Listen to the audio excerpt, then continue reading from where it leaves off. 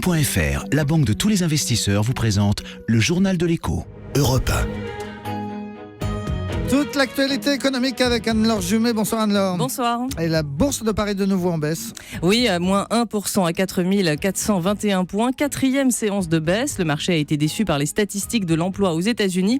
Les créations de postes ont été très faibles en avril. Le chiffre du jour. 2500, c'est le montant en francs suisses du revenu universel imaginé par un collectif de citoyens. Ils ont réuni en Suisse plus de 100 000 signatures.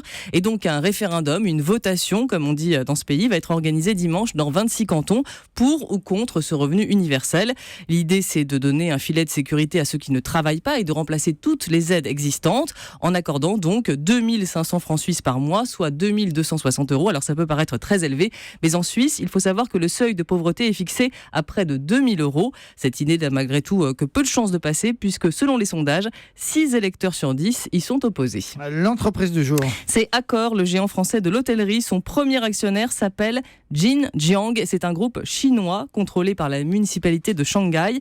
Il est monté au capital petit à petit en rachetant des parts entre le mois de janvier et maintenant. Il détient désormais 15% du capital d'Accor et ça ne devrait pas s'arrêter puisqu'il convoiterait les 11% détenus par deux fonds, Colony Capital et Euraseo. Je peux vous dire que l'État français suit avec attention ce dossier avec l'objectif de limiter l'influence de ce groupe chinois qui détient par ailleurs un concurrent d'Accor, Louvre Hôtel, qui est propriétaire de Campanile et des hôtels première classe. Le fait du jour, Anne-Laure. Eh bien, c'est Guillaume Pépi qui prend position dans le conflit à la SNCF. Le président de la compagnie ferroviaire souhaite la suspension de la grève au nom, dit-il, de la solidarité avec les Français qui subissent les conséquences des intempéries. Avec ce qui se passe, explique Guillaume Pépi, on a besoin de tout le monde. Je sais que les cheminots sont capables de mettre leur drapeau dans la poche par solidarité. Alors, ça n'a pas du tout été entendu.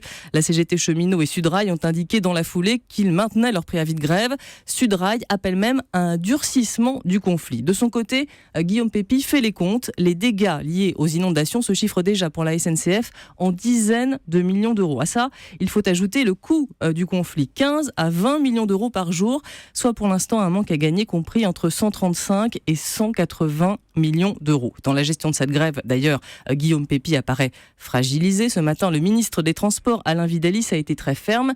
C'est l'État qui décide. C'est le ministre en personne qui a négocié avec les syndicats réformistes et qui a complètement dévitalisé le plan initial de la SNCF sur l'organisation du temps de travail. Une réunion est aussi prévue en fin de journée au secrétariat au transport avec la CGT et Sudrail. C'est bien l'État qui est aux manettes. Pas de quoi pour l'instant, en tout cas officiellement, faire vaciller Guillaume Pépi qui l'a affirmé tout à l'heure. Je suis à mon poste avec les équipes et à fond, même si, on l'a dit sur Europe 1, le président de la SNCF s'était étranglé en apprenant les concessions faites par le gouvernement. Alors pour ne pas perdre totalement la face, Guillaume Pépi entend maintenant obtenir un geste très fort de l'État pour réduire la dette de la SNCF.